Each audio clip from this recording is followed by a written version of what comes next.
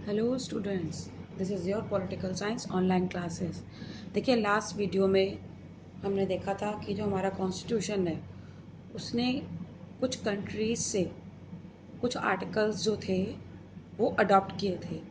तो मैंने आपको बताया था कि ब्रिटिश जो कॉन्स्टिट्यूशन है, यूनाइटेड स्टेट के कॉन्स्टिट्यूशन है, कनेडियन कॉन्स्टिट्यूशन है, यहाँ से इन्होंने हमारे कॉन्स्टिट्यूशन का कुछ कुछ पार्ट लिया था।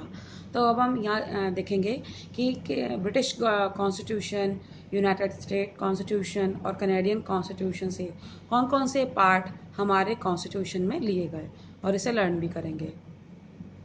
फर्स्ट हम देख रहे हैं ब्रिटिश कॉन्स्टिट्यूशन, यानी ब्रिटिश कॉन्स्टिट्यूशन से कौन से पार्ट इंडियन कॉन्स्टिट्यूशन में लिए गए हैं।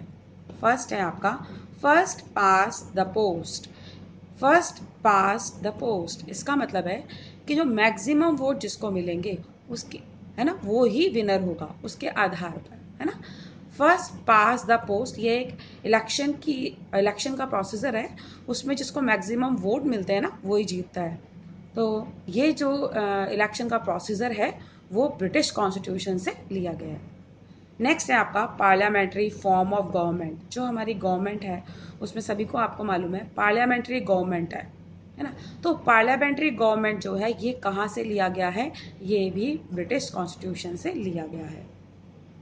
The idea of the rule of law, rule of law का जो आइडिया है ये भी कहाँ से लिया गया है, ब्रिटिश कॉन्स्टिट्यूशन से लिया गया है।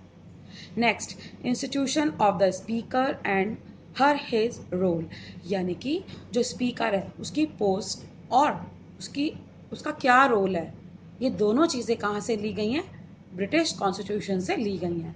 कि जो स्पीकर है उसकी पोस्ट और उसका रोल क्या होगा। Next, law making process, law बनाने का जो प्रोसेस है वो भी ब्रिटिश गवर्नमेंट कॉन्स्टिट्यूशन से लिया गया है। तो देखिए, ये आपको जो 5 है ये आपको लर्न करने हैं। First past the post, next parliamentary form of government, next the idea of the rule of law, next institution of the speaker and her his role, law making process. इसमें आप कीवर्ड याद करेंगे। इसका first का keyword होगा past the post, next parliament, आप इसी से याद कर लेंगे। नेक्स्ट आपका आएगा rule of law, rule of law. देखिए, जो मैं कीवर्ड आपको बताती हूँ इन कीवर्ड से आप सेंटेंस मेकिंग करने की कोशिश कीजिए। तो first past the post, parliament, rule of law, next speaker, और नेक्स्ट है आपका law making process, law making process. Next देखिए, यूनाइटेड स्टेट कॉन्स्टिट्यूशन से क्या लिया गया है, चार्टर ऑफ फंडामेंटल राइट्स। जो फंडामेंटल राइट्स हमें दिए गए हैं वो कहाँ से लिए गए हैं, यूनाइटेड स्टेट के कॉन्स्टिट्यूशन से। फंडामेंटल राइट्स कहाँ से लिए गए हैं, यूनाइटेड स्टेट के कॉन्स्टिट्यूशन से। नेक्स्ट देखिए, power of judicial review and independence of the judiciary. Judiciary की इंडिपेंडेंसी और जुडिशियल रिव्यू, ये पावर ऑफ जुडिशियल रिव्यू, ये दोनों चीज़ें कहाँ से ली गई हैं, यूनाइटेड स्टेट के कॉन्स्टिट्यूशन से ली गई हैं। कैनेडियन कॉन्स्टिट्यूशन, देखिए कैनेडियन कॉन्स्टिट्यूशन से क्या लिया गया है, अकासी फेडरल फॉर्म ऑफ गवर्नमेंट। अब एक नया वर्ड आया आपके लिए, कासी फेडरल फॉर्म। फेडरल मैंने आपको बताया था कि फेडरल में होता है जिसमें स्टेट और सेंट्रल गवर्नमेंट इन दोनों को पावर कॉन्स्टिट्यूशन से मिलती है ना। तो देखिए, a federal system with a strong central government, उसे हम बोलते हैं कासी फेडरल। ठीक है, जहां पर क्या होता है, फेडरल सिस्टम तो होता ही है लेकिन जो सेंट्रल गवर्नमेंट होती है वो स्ट्रांग होती है। तो हमारे इंडिया में यही सिस्टम है, काशी फेडरल सिस्टम।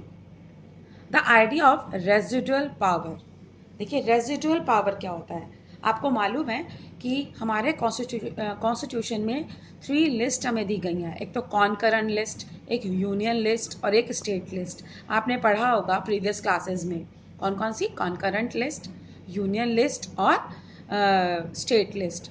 जो आपकी यूनियन लिस्ट होती है इसके ऊपर जो लॉ बनाता है वो कौन बनाता है, पार्लियामेंट बनाता है, और वो सेंट्रल गवर्नमेंट के पार्ट में आती है।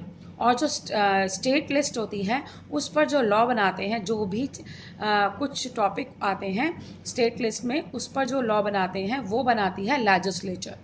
है ना।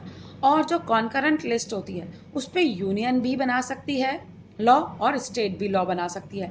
लेकिन कभी कभी ऐसा डिस्प्यूट हो जाता है कि यूनियन और स्टेट में, तो इस डिस्प्यूट के टाइम पर जो यूनियन ने मतलब सेंट्रल गवर्नमेंट ने या पार्लियामेंट ने जो डिसीजन दिया उसे माना जाता है ना। तो ये 3 तरह की लिस्ट होती हैं, कॉन्करेंट लिस्ट, यूनियन लिस्ट और स्टेट लिस्ट। लेकिन उसके अलावा भी कुछ ऐसे टॉपिक, कुछ ऐसे चीज़ें रह जाती हैं जो इस लिस्ट में नहीं आई हैं। तो वो जो हैं, वो जो टॉपिक हैं वो हमारे रेजिडुअल पावर्स में चले जाते हैं, ठीक है। तो इसका जो आइडिया लिया था हमने, वो हमने लिया था कैनेडियन कॉन्स्टिट्यूशन से। नेक्स्ट देखिए, आपका आता है फ्रेंच कॉन्स्टिट्यूशन। फ्रेंच कॉन्स्टिट्यूशन से हमने क्या लिया, principles of liberty. Principles of liberty, liberty का मतलब होता है स्वतंत्रता, है ना। इक्वलिटी, इक्वलिटी का मतलब होता है समानता। एंड फ्रैटर्निटी, और फ्रैटर्निटी का मतलब होता है बंधुत्व, है ना। भाई बंधुत्व की भावना होती है ना, उसे हम फ्रैटर्निटी बोलते हैं। तो ये तीनों चीज़ें यानी लिबर्टी, इक्वलिटी एंड फ्रैटर्निटी, ये तीनों हमने कहाँ से ली हैं, फ्रेंच कॉन्स्टिट्यूशन से ली हैं। एक होता है आयरिश कॉन्स्टिट्यूशन, इससे हमने क्या लिया, इससे लिया हमने directive principles of state policy. क्या लिया हमने, directive principles of the state policy. ये हमने जो डिफरेंट डिफरेंट कॉन्स्टिट्यूशन से हमने जो अडॉप्ट किया है वो मैंने आपको बता दिया है। इसको आप लर्न करने की कोशिश कीजिए। Thank you.